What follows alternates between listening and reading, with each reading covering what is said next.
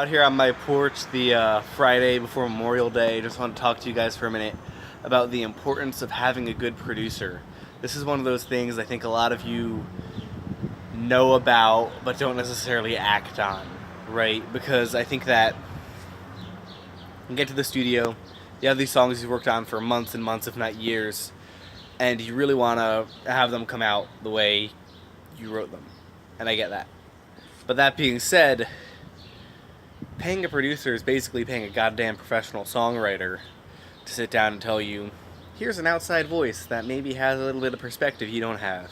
Here's an outside voice that has done this 20, 30, 50 times a year for the last however many years, right? And that's a huge benefit. You know, getting a producer to kind of just give you some ideas, give you some feedback can be very helpful. I know that you don't want to hear it. I know that you've been working at it, and I know that you do have good ideas and that, you know, it makes sense.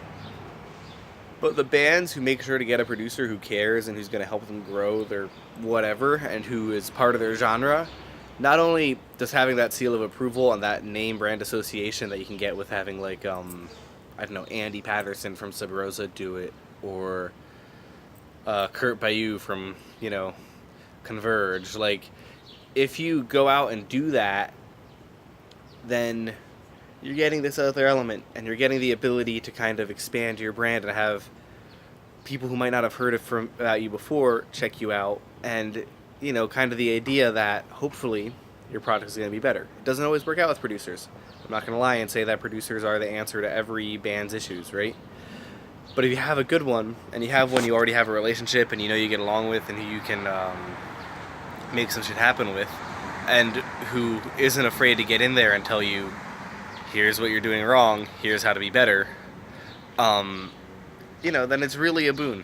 It's really just a way to kind of expand yourself, and I like working with producers, not just for my music, but just because I like to learn, you know? Like, for me, it's like, oh, I get to work with this guy, and he's gonna give me some tips and tricks so that next time maybe I can do this faster, and I can have a better idea, and yada yada. Like, for me, that's great. For me, that's half the appeal, you know? We're not making any money off of this. We just want to create the best art we can. So why not have a professional come in and help you make it the best art you can? You know, it's tricky, and it requires that you know, bite your tongue a little bit and swallow your pride. But for me, that's why you do it that way. You can hear the cars out there, you know. But like, that's just sort of the thing, is when you look at one of those bands who got, you know, like